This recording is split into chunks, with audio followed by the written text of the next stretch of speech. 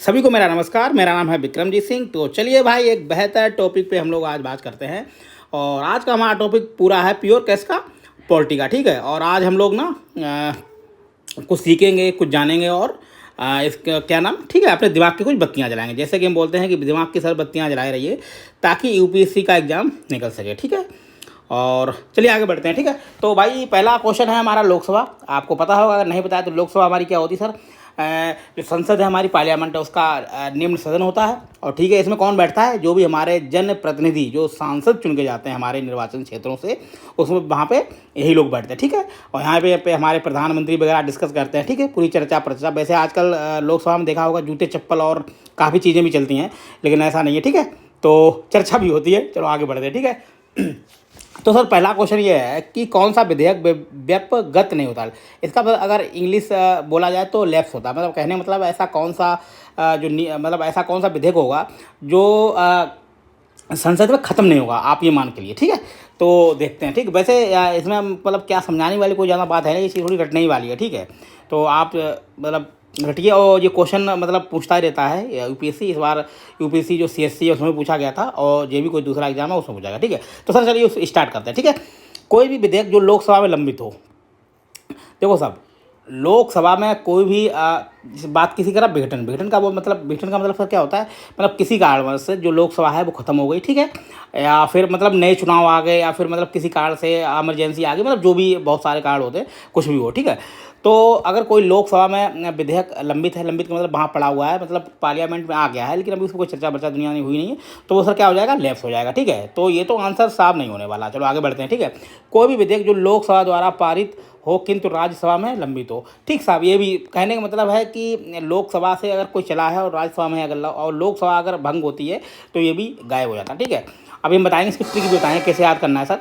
कोई भी विधेयक जो राज्यसभा द्वारा पारित हो किंतु लोकसभा में लंबित हो, साहब ये भी उड़ जाएगा। उड़ जाएगा मतलब है ये भी लेफ्ट हो जाएगा। ओके, तो सर देखिए, अब थोड़ा याद देखिए, ऐसा देखिए ज़्यादातर विधेयक सारे मतलब दो ट्रिकें आप ध्यान रखिए, तो आपको मेरे ख्याल से हमेशा याद हो जाएगा कि कौन सा विधेयक लेफ्ट नहीं होता। पहला तो है कि ऐसा कोई भी विधेयक जो राष्ट्रपति के पास हो, ठीक है, या फिर उस पर संयुक्त बैठक बुलाई हो। संयुक्त बैठक सर क्या होती है? जब भी कोई जो हमारी सदन है, ठीक है, मतलब दोनों सदन होते हैं, जो राज्यसभा और लोकसभा, अगर दोनों में कोई मतभेद चल रहा है, जैसा कि आप आजकल रोज़ टीवी डिबेट देखते हैं, बवाल चलता रहता है। ठीक है, कोई मतलब कुल मिला के ये है कि संसद में जो राष्ट्र हित के मुद्दे हैं वो ना होके अपने जो दलगत राजनीति और जो भी नहीं जूता चप्पल वाली कहानी चल रही है। ठीक है, तो सर बढ़िए। ठीक है, और दूसरा ये होता है कि ऐसा कोई भी विधेयक जो राज्यसभा में ही है, कहीं ना गया हो, तो वो क्या नाम विधेयक लेफ्ट नहीं होता। ठीक है, तो सर इसका मेरे ख्याल से आंसर डी होना चाहिए बिल्कुल। जैसे कोई भी विधेयक जो राज्यसभा में लंबित है और राज्यसभा द्वारा पारित नहीं गया, पारित का मतलब है वहाँ भी गया ही, मतलब वहाँ नहीं गया। ठीक है, किसमें? लोकसभा में। और ठीक है, वही पड़ा हुआ। तो आपको मालूम होगा सर, हमारी जो राज्यसभा है वो एक स्थायी सदन है, उसमें कितने 250 सदस्य हैं, मेंबर्स हैं। ओके, और जो हमारी लोकसभा है उसमें कितने हैं? 545 सदस्य हैं। ओके, तो जो इनका इनका जो निर्वाचन होता है वो होता है अप्रत्यक्ष, यानी इनडायरेक्ट होता है। ठीक है, और कौन इन लोगों को चुनते हैं? जैसे बहुत सारे मतलब लोग होते हैं, एक मोटा मोटा आप जान लीजिए, इसमें सबसे पहले होता है जो हमारे विधायक होते हैं, ठीक, उसका चुनाव करते हैं।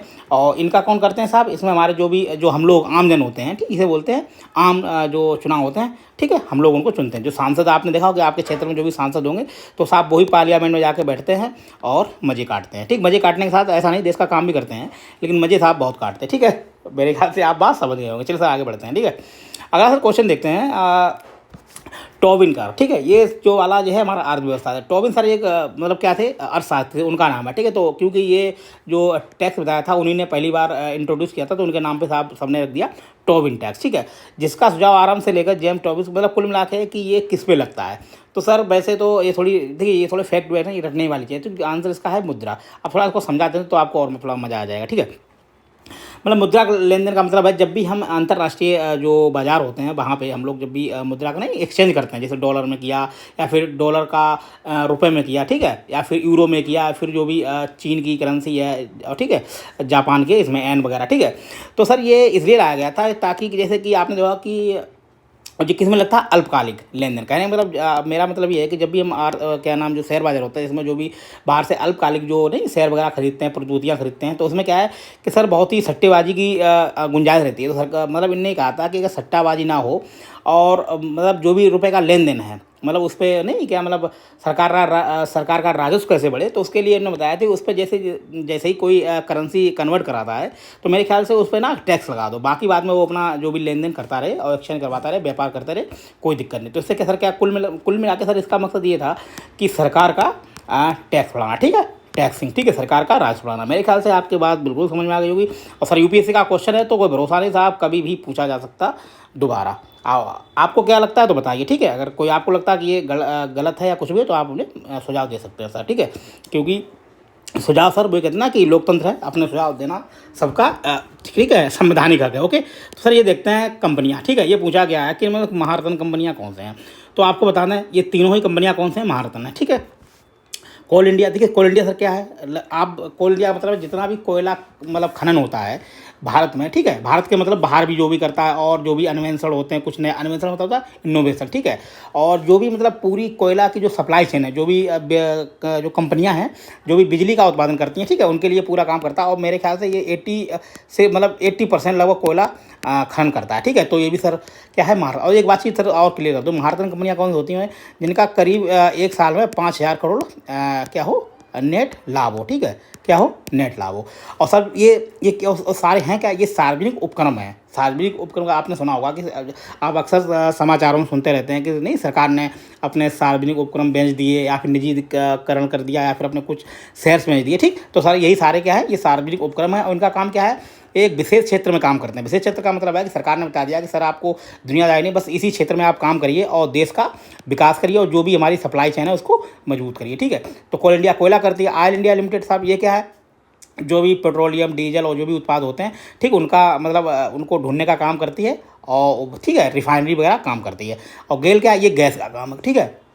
आपने देखा कि जो घरों में जो भी एलपीजी सिलेंडर वगैरह आते हैं, तो सर ये गैल जो है यही सारा काम करता है कि जैसे पाइपलाइन घरों में बिछाना और दूसरे देश के साथ संबंध बनाना और कोई इनोवेशन करना या फिर कहीं पे, ठीक है, इनोवेशन का मतलब है कि गैस और उसको ढूंढने के लिए जो भी काम होते हैं तो यही करता है, ठीक है। तो इसका सर आंसर मेरे ख्याल से बेस्ट ये होना चाहिए डी, ठीक है। तो ये तीनों कौन सी हैं, महारत्न कंपनियाँ हैं। और महारत्न कंपनियाँ कौन सी होती हैं सर बता, जिनका नेट लाभ कितना हो 5,000 करोड़ों। और दूसरी बात ये किसके लिए काम करती हैं, सरकार के लिए, ठीक है। क्योंकि जितना भी लाभ होता है बाद में किसको, मतलब इनका खुद का एक बोर्ड होता है अपने हिसाब से पूरा, मतलब कुल मिला के कंपनियाँ टाइप होती हैं, ठीक है।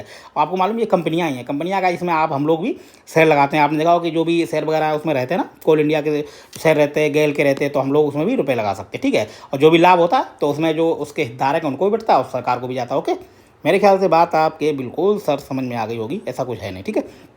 आगे सर बढ़ते हैं। तो सर ये पूछा गया है कि वित्तीय संस्था ऐसी है कि जो एमईएसएमई होते हैं, कुल मिला के एक रहा सूक्ष्म लघु एवं माध्यम जो उद्योग हैं उनका विकास के लिए कौन सी बैंक है, ठीक है। वैसे तो आप उनको अगर फुल फॉर्म अगर इनका मालूम है तो सर आपको एकदम क्लियर हो जाएगा, ठीक है, इसमें कोई बड़ी बात नहीं है। अगर लेकिन इसका बोलिए कि इसके आपको फुल फॉर्म इसका आंसर होना चाहिए सर सिडबी। ये होता है स्मॉल इंडस्ट्री, ठीक है, इससे क्या मतलब स्मॉल, ठीक है। मेरे ख्याल से आपके बात समझ में आ गई होगी। तो इसके लिए आंसर ये है। और जो हमारी बैंक है इनके बारे में थोड़ी चर्चा कर लेते हैं, ठीक है। इडबी सर क्या करती है, ये है इंडस्ट्रियल डेवलपमेंट। इसका मतलब है कि जो भी आप आवास ऋण लेते हैं और जो भी बड़ी बड़ी कंपनियां नहीं जो निजी क्षेत्र है वो बड़े बड़े आवास बनाती हैं, बिल्डिंगें बनाती हैं, ठीक है। कुल मिला के कोई भी इंडस्ट्री संबंधी कोई भी अवसंरचना है उसका अगर विकास करना है तो इनसे आप जा सकते हैं। नाबार्ड सर क्या है, आपको मालूम है नाबार्ड पूरा है, वो भी क्या है, ग्रामीण जो अर्थव्यवस्था है उसको मजबूत करने के लिए और हमारी जो कृषि पद्धतियाँ हैं उनको बेहतर करने के लिए पूरा काम करती है क्या, नाबार्ड करती, ठीक है। नाबार्ड जितने भी आपने देखा गाँव में जितने भी योजनाएँ चलती हैं, चाहे वो ऋण सुविधा हो, ठीक है, कम उस पर, या फिर जो भी हो क्या नाम किसानों के लिए ऋण हो, या फिर जो भी क्या नाम मेरे ख्याल से ऋण हो गया और बीज हो गया, ठीक है, किसानों के लिए कोई मतलब कहने में किसानों के लिए कोई भी है तो इसके लिए कौन काम करता है, नाबार्ड। एग्जिम बैंक फिर क्या है, जो है एक्सपोर्ट एंड इम्पोर्ट वाई, ठीक, कहने का मतलब जो भी हमारे देश के व्यापारी उद्योगी हैं उनको बेहतर सुविधाएं देने के लिए ये काम करता है कि जहाँ ज़्यादा हमारा निर्यात हो सके।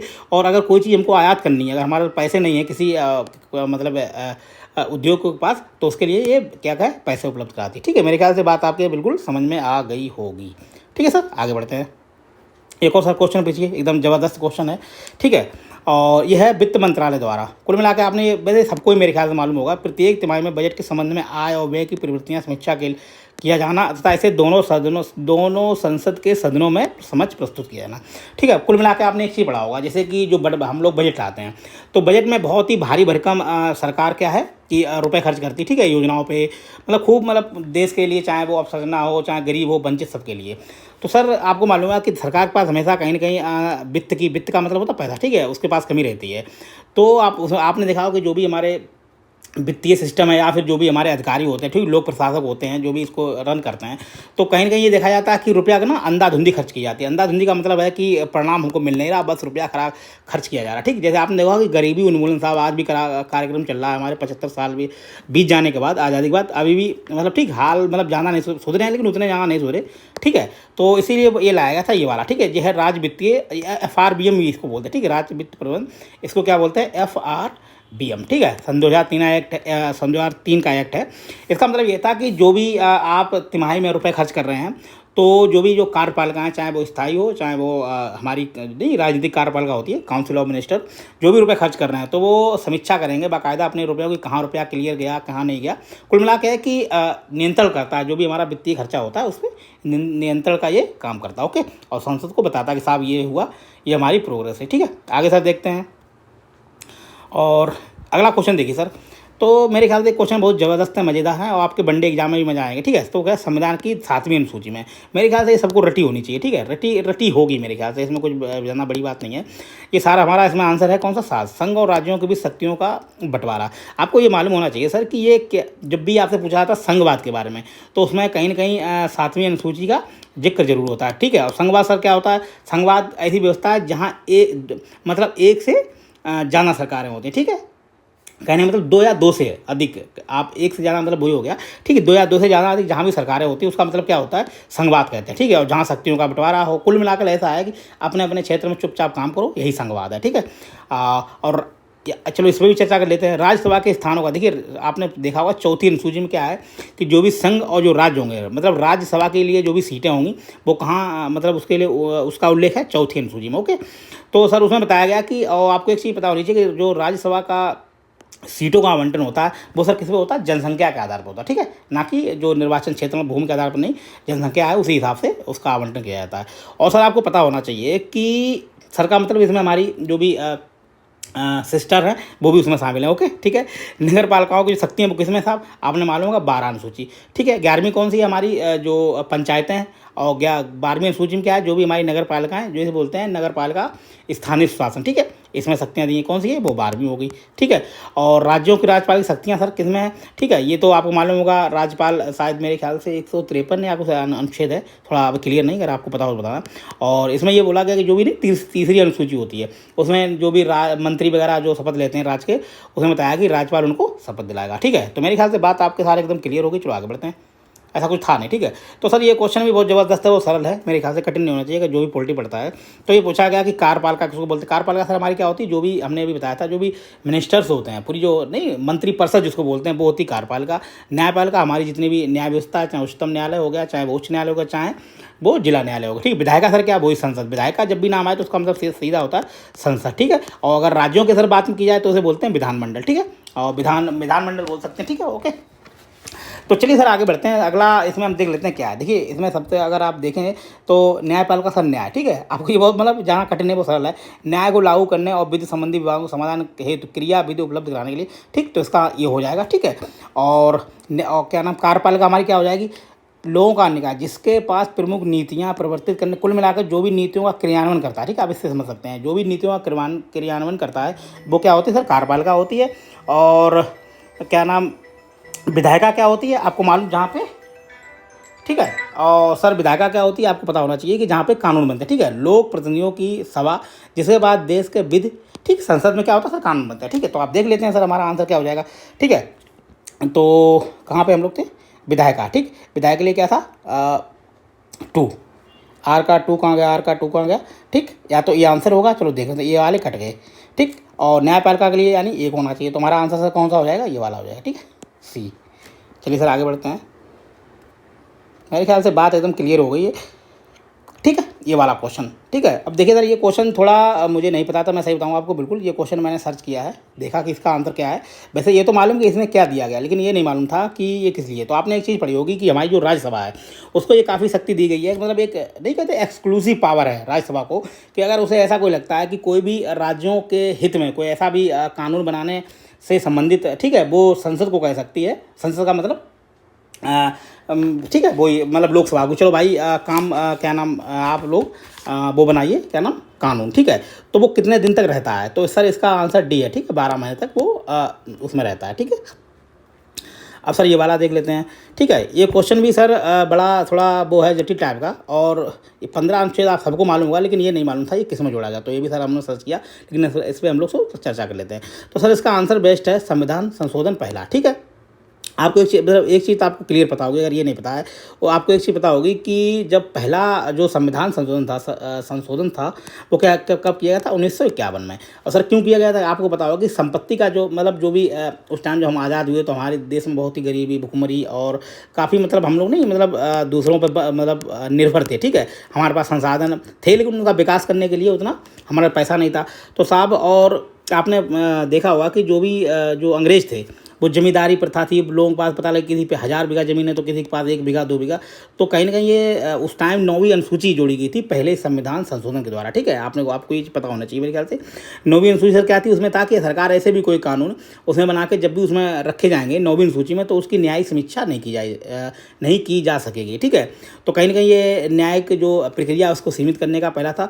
तो इसमें यही है, जो 15 अनुच्छेद है इसमें क्या था कि कोई भी गरीब, वंचित, ST SC हैं उनके लिए मतलब कुल मिला के ये था कि संपत्ति के बंटवारे या पुनर्वितरण का, ठीक है, करने का काम किया गया था। तो पहला सर कौन सा था, पहला इसमें वो था, ठीक है।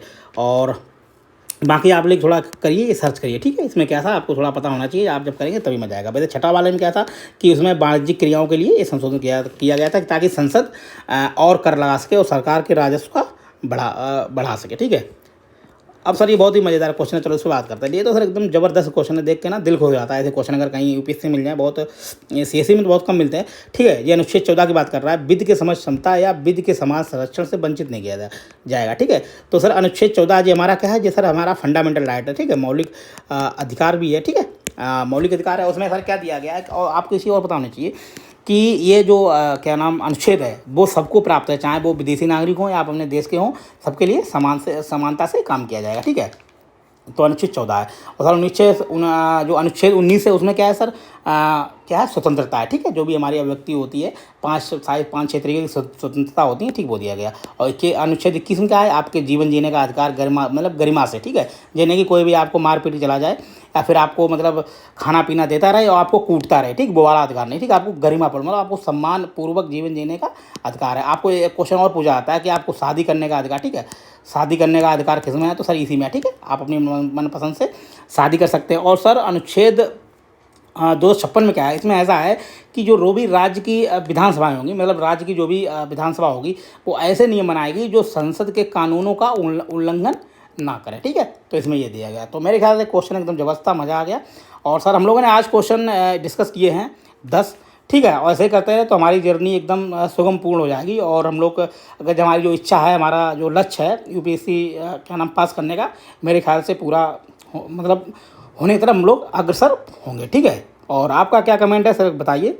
और खुश रहिए, मस्त रहिए, जबरदस्त रहिए, पढ़ते रहिए।